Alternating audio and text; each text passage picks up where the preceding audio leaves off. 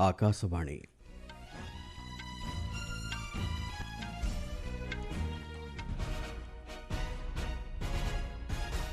संवाद पढ़ुछंती चंदन घोष। मुख्य संवाद केंद्र कैबिनेट द्वारा अनुमोदित डीएपी उपरे एककालीन स्वतंत्र संप्रसारित पैकेज आजिठारु देशव्यापी कार्यकारी हेबो। सरकार विभिन्न जनकल्याणकारी योजनार सफल रूपायन द्वारा देशर ग्रामगुड़िक दारिद्र्यमुक्त करा जाय परिबो कहिले केंद्र ग्राम्य उन्नयन मंत्री। देश में कोयला उत्पादन क्षेत्र में गत डिसेम्बर मासरे घटिची उल्लेखनीय अभिवृद्धि।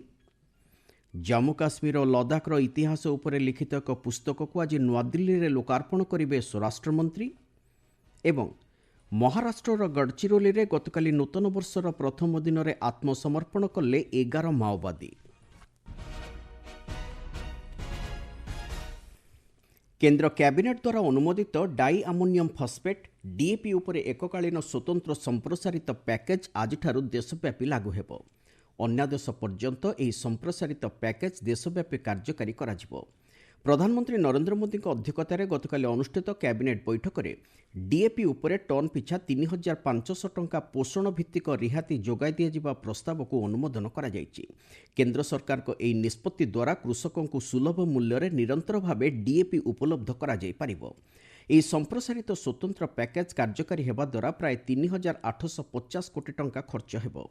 चाषी माने एणिकी 50 किलोग्राम विशिष्ट डीएपी बस्तारे 1350 टंका रिहाती पाइबे। एही अतिरिक्त खर्च केंद्र सरकार बहन करिवे।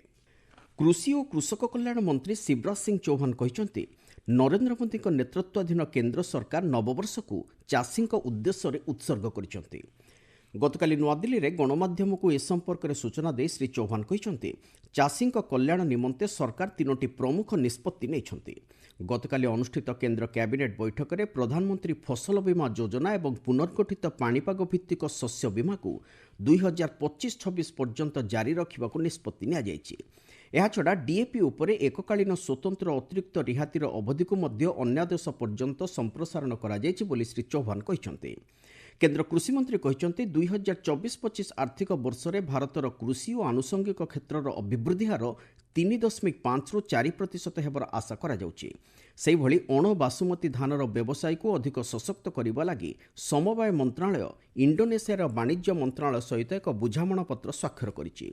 एही बुझामणा पत्र कार्यकारी हेबा द्वारा भारत इंडोनेशिया को 10 लाख मेट्रिक टन अण बासुमती चाउल रप्तानी करिबो बोली श्री चौहान सूचना दैछन्ते। केंद्र सरकार विभिन्न जनकल्याणकारी योजनार सफल रूपायन द्वारा देशर ग्रामगुड़ी को दारिद्र्यमुक्त करा जाय परिबो बोली ग्राम्य उन्नयन मंत्री शिवराज सिंह चौहान कहते। गतकाली नुआदिल्ली में मंत्रालय पक्षर कार्यकारी करा जाउथबा विभिन्न प्रकल्पर अग्रगति संपर्क में समीक्षा करने अवसर में से कहते। श्री चौहान कहते एणिकी मासिक भित्तिरे लक्ष्य धार्य करा जिवो एवं एही लक्ष्य हासिल दिगरे समस्त प्रचेष्टा जारी रहिबो।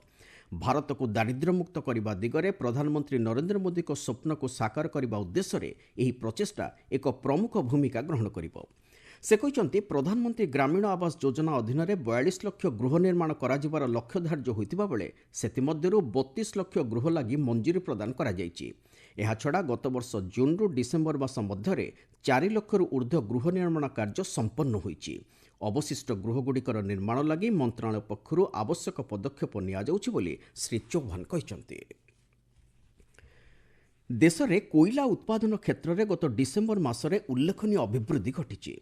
ए संपर्क में कोयला मंत्रालय पक्षरु जारी करा जायथिबा एक विवृत्ति में दिया जायथिबा सूचना अनुसार गत डिसेम्बर मासरे 97.94 मिलियन टन कोयला उत्पादन होइछि, जहाँकि पूर्व वर्ष एही समय तुलन में 5.33% अधिक।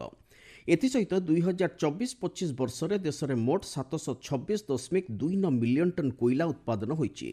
2023-24 वर्ष में यह उत्पादन परिमाण 684.45 मिलियन टन रहितिला। सेहिभଳି कैप्टिव और अन्यान्य खनिज पदार्थ 18.95 मिलियन टन उत्पादन होइतिबा बेले पूर्व वर्ष एही समय तुलन में 29.61% अधिक बोली जणा जायछि। देश में क्रमवर्धिष्णु शक्ति चाहिदा को सफल भाव मेंटाइबा दिगरे मंत्रालय पक्षर करा जाउथबा निरंतर प्रचेष्टा एहा द्वारा प्रतिफलित हेउछि बोली मंत्रालय पक्षर जारी करा जायतिबा एही विवृत्ति रे कहा जायछि। नुआदिल्ली में अनुष्ठित होगा चलित वर्षर जातीय स्तरीय गणतंत्र दिवस प्यारेड और बीटिंग रिट्रीट समारोह लगी आज टिकट विक्रय आरंभ हो। ଏ ସମ୍ପର୍କରେ ସୂଚନା ଦେଇ ପ୍ରତିରକ୍ଷା ମନ୍ତ୍ରଣାଳୟ କହିଛି ଏଥିଲାଗି ନୂଆଦିଲ୍ଲୀସ୍ଥିତ ସେନା ଭବନ, ଶାସ୍ତ୍ରୀ ଭବନ, ଯନ୍ତ୍ରମନ୍ତ୍ର, ପ୍ରଗତି ମଇଦାନ ଏବଂ ରାଜୀବ ଚୌକ ମେଟ୍ରୋ ଷ୍ଟେସନଠାରେ ଟିକେଟ୍ କାଉଣ୍ଟରମାନ ଖୋଲାଯାଇଛି। ଜନସାଧାରଣ ନିଜର ପରିଚୟପତ୍ର ଦେଖାଇ ସେଠାରୁ ଟିକେଟ୍ କିଣିପାରିବେ। ଗଣତନ୍ତ୍ର ଦିବସ ପ୍ୟାରେଡ୍ ସମାରୋହ ଲାଗି ଟିକେଟ୍ର ମୂଲ୍ୟ 20ରୁ 100 ଟଙ୍କା ମଧ୍ୟରେ ଧାର୍ଯ୍ୟ କରାଯାଇଥିବା ବେଳେ ବିଟିଂ ରିଟ୍ରିଟ୍ ଲାଗି ଟିକେଟ୍ର ଦାମ 20 ଟଙ୍କା ରହିଛି। ଆପଣମାନେ ସମ୍ବାଦ ଶୁଣୁଛନ୍ତି ଆକାଶବାଣୀରୁ।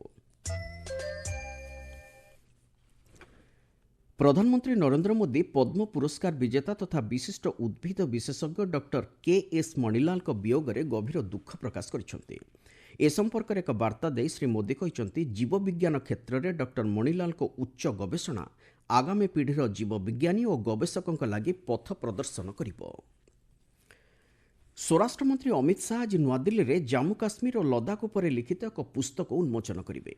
ଏହି ଅବସରରେ ନୂଆଦିଲ୍ଲୀରେ ଆୟୋଜିତ ହେବାକୁ ଥିବା ଏହି ସ୍ୱତନ୍ତ୍ର ସମାରୋହରେ ଶ୍ରୀ ଶାହା ମୁଖ୍ୟ ଅତିଥି ଏବଂ କେନ୍ଦ୍ର ଶିକ୍ଷାମନ୍ତ୍ରୀ ଧର୍ମେନ୍ଦ୍ର ପ୍ରଧାନ ସମ୍ମାନନୀୟ ଅତିଥି ଭାବେ ଯୋଗଦେବେ। ନ୍ୟାସନାଲ୍ ବୁକ୍ ଟ୍ରଷ୍ଟ ଏବଂ ଭାରତୀୟ ଇତିହାସ ଗବେଷଣା ପରିଷଦ ଦ୍ୱାରା ମିଳିତ ଭାବେ ଉଭୟ ହିନ୍ଦୀ ଓ ଇଂରାଜୀ ଭାଷାରେ ଛପାଯାଇଥିବା ଏହି ପୁସ୍ତକରେ 3000ରୁ ଅଧିକ ବର୍ଷ ଧରି ଜାମ୍ମୁ କାଶ୍ମୀର ଓ ଲଦାଖ ଅଞ୍ଚଳର ଇତିହାସ ସମ୍ପର୍କରେ ବର୍ଣ୍ଣନା କରାଯାଇଛି। ଇରାନର ରାଜନୈତିକ ବ୍ୟାପାର ଉପବୈଦେଶିକ ମନ୍ତ୍ରୀ ମାଜିଦ୍ ତଖତ୍ ରାଭାଞ୍ଚି ଆଜିଠାରୁ 2 ଦିନିଆ ଭାରତ ଗସ୍ତରେ ଆସୁଛନ୍ତି। ଏହି ଗସ୍ତ ଅବସରରେ ଶ୍ରୀ ରାଭାଞ୍ଚି ଆଜିଠାରୁ ନୂଆଦିଲ୍ଲୀରେ ଆରମ୍ଭ ହେବାକୁ ଥିବା 19ତମ ଭାରତ ଇରାନ ରାଜନୈତିକ ପରାମର୍ଶ ବୈଠକରେ ଅଂଶଗ୍ରହଣ କରିବେ। ଭାରତ ଓ ଇରାନ ମଧ୍ୟରେ ଏକ ସୁଦୀର୍ଘ ଐତିହାସିକ ତଥା ସାଂସ୍କୃତିକ ଓ ଅର୍ଥନୈତିକ ସମ୍ପର୍କ ରହିଆସିଛି। ଏତଦ୍ବ୍ୟତୀତ ଦୁଇ ଦେଶ ମଧ୍ୟରେ 2003 ମସିହାରେ ରଣନୈତିକ ଭାଗିଦାରୀ ବୁଝାମଣାପତ୍ର ମଧ୍ୟ ସ୍ୱାକ୍ଷରିତ ହୋଇଛି। ଏହାଦ୍ୱାରା ଶକ୍ତି ଓ ବାଣିଜ୍ୟ କ୍ଷେତ୍ର ଅଧିକ ଲାଭବାନ ହୋଇଛି। 2022-23 ଆର୍ଥିକ ବର୍ଷରେ ଦୁଇ ଦେଶ ମଧ୍ୟରେ ବାଣିଜ୍ୟ କାରବାର $17.5 ବିଲିୟନ ହୋଇଥିବା ଜଣାପଡ଼ିଛି।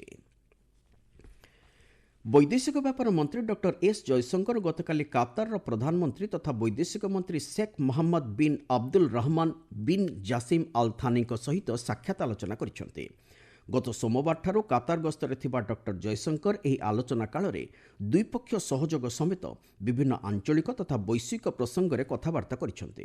ଡକ୍ଟର ଜୟଶଙ୍କରଙ୍କ ଏହି ଗସ୍ତ ଅବସରରେ ଦୁଇ ଦେଶ ମଧ୍ୟରେ ରାଜନୈତିକ, ବାଣିଜ୍ୟ, ପୁଞ୍ଜିନିବେଶ, ଶକ୍ତି, ନିରାପତ୍ତା, ସଂସ୍କୃତି ଓ ଜନସମ୍ପର୍କ ସମେତ ଆପୋଷ ସ୍ୱାର୍ଥ ଜଡ଼ିତ ବିଭିନ୍ନ ଆଞ୍ଚଳିକ ତଥା ବିଶ୍ୱସ୍ତରୀୟ ପ୍ରସଙ୍ଗରେ ସମୀକ୍ଷା କରାଯାଇଛି। ଯୁକ୍ତରାଷ୍ଟ୍ର ଆମେରିକାକୁ 6 ଦିନିଆ ଗସ୍ତ ଶେଷ କରି ଡକ୍ଟର ଜୟଶଙ୍କର କାତାରରେ ପହଞ୍ଚିଛନ୍ତି। ମହାରାଷ୍ଟ୍ରର ଗଡ଼ଚିରୋଲି ଜିଲ୍ଲାରେ ଗତକାଲି ନୂତନ ବର୍ଷର ପ୍ରଥମ ଦିନରେ ମୁଖ୍ୟମନ୍ତ୍ରୀ ଦେବେନ୍ଦ୍ର ଫଡ୍ନବୀସଙ୍କ ଉପସ୍ଥିତିରେ 11 ଜଣ ମାଓବାଦୀ ଆତ୍ମସମର୍ପଣ କରିଛନ୍ତି। ସେମାନଙ୍କ ମଧ୍ୟରେ 8 ଜଣ ମହିଳା ଓ 3 ଜଣ ପୁରୁଷ ରହିଛନ୍ତି। ଏହି 11 ଜଣ ମାଓବାଦୀଙ୍କ ଲାଗି ମହାରାଷ୍ଟ୍ରରେ 1 କୋଟିରୁ ଉର୍ଦ୍ଧ୍ୱ ଟଙ୍କାର ପୁରସ୍କାର ରାଶି ଘୋଷଣା କରାଯାଇଥିଲା। ଆତ୍ମସମର୍ପଣ ପରେ ସମ୍ପୃକ୍ତ ମାଓବାଦୀଙ୍କ ଭବିଷ୍ୟତର ଜୀବନ ଜୀବିକାକୁ ସୁଗମ କରିବା ଉଦ୍ଦେଶ୍ୟରେ ମୋଟ 86 ଲକ୍ଷ ଟଙ୍କା ସରକାରୀ ଆର୍ଥିକ ସହାୟତା ଯୋଗାଇ ଦିଆଯାଇଛି। ଏହି ଅବସରରେ ଉଦ୍ବୋଧନ ଦେଇ ମୁଖ୍ୟମନ୍ତ୍ରୀ ଶ୍ରୀ ଫଡ୍ନବୀସ କହିଛନ୍ତି ଉତ୍ତର ଗଡ଼ଚିରୋଲିକୁ ମାଓବାଦୀ ମୁକ୍ତ କରାଯାଇପାରିଛି। ଖୁବ୍ ଶୀଘ୍ର ଗଡ଼ଚିରୋଲି ଜିଲ୍ଲାର ଦକ୍ଷିଣାଞ୍ଚଳକୁ ମଧ୍ୟ ମାଓମୁକ୍ତ କରାଯିବ। ଗତ 4 ବର୍ଷ ମଧ୍ୟରେ ଜଣେ ହେଲେ ବି ଯୁବକ ବା ଯୁବତୀ ମାଓବାଦୀଙ୍କ ସହିତ ହାତ ନ ମିଳାଇବା ସରକାରଙ୍କ ଲାଗି ଏକ ବଡ଼ ସଫଳତା। ଏହି ଅବସରରେ ଗଡ଼ଚିରୋଲି ଜିଲ୍ଲା ଲାଗି ମୁଖ୍ୟମନ୍ତ୍ରୀ ଶ୍ରୀ ଫଡ୍ନବୀସ ଏକ ସବୁଜ ଖଣିଜ ଓ ଗମନାଗମନ ପ୍ରକଳ୍ପର ଶୁଭାରମ୍ଭ କରିଛନ୍ତି। ଯୁକ୍ତରାଷ୍ଟ୍ର ଆମେରିକାର ନ୍ୟୁ ଓର୍ଲିଆନ୍ଠାରେ ଗତକାଲି ଜଣେ ବ୍ୟକ୍ତି ଜନଗହଳି ସ୍ଥାନରେ ଜାଣିଶୁଣି ଟ୍ରକ୍ ଚଢ଼ାଇ ଦେବାରୁ ପ୍ରାୟ 15 ଜଣଙ୍କର ମୃତ୍ୟୁ ହୋଇଛି। ଏହାଛଡ଼ା ଅନ୍ୟ 35 ଜଣ ଆହତ ହୋଇଥିବା ଜଣାଯାଇଛି। ଏହି ଦୁର୍ଘଟଣା ଘଟାଇଥିବା ବ୍ୟକ୍ତି ପୁଲିସ ଗୁଳିରେ ନିହତ ହୋଇଛି। ଏହି ଦୁର୍ଘଟଣାକୁ ଏକ ସନ୍ତାସବାଦୀ ଆକ୍ରମଣ ଭାବେ ଗ୍ରହଣ କରାଯାଇ ଅଧିକ ତଦନ୍ତ ଜାରି ରହିଛି। ରାଷ୍ଟ୍ରପତି ଜୋ ବାଇଡେନ୍ ଏହି ଆକ୍ରମଣକୁ ଦୃଢ଼ ନିନ୍ଦା କରିବା ସହିତ ମୃତକଙ୍କ ପରିବାର ପ୍ରତି ସମବେଦନା ଜ୍ଞାପନ କରିଛନ୍ତି ଏବଂ ଆହତଙ୍କର ଆଶୁ ଆରୋଗ୍ୟ କାମନା କରିଛନ୍ତି। ଓଡ଼ିଶାର ରାଉରକେଲାସ୍ଥିତ ବିର୍ସାମୁଣ୍ଡା ହକି ଷ୍ଟାଡିୟମରେ ଚାଲିଥିବା ହକି ଇଣ୍ଡିଆ ଲିଗ୍ର ଗତକାଲିର ମ୍ୟାଚ୍ରେ ସାଚିରାହ ବେଙ୍ଗଲ ଟାଇଗର୍ସ 2-1 ଗୋଲ୍ରେ ଗୋନାସିକା ଦଳକୁ ପରାସ୍ତ କରିଛି। ବେଙ୍ଗଲ ଟାଇଗର୍ସ ପକ୍ଷରୁ ରୂପିନ୍ଦର ପାଲ ସିଂ 2ଟି ଯାକ ଗୋଲ୍ ଦେଇଛନ୍ତି।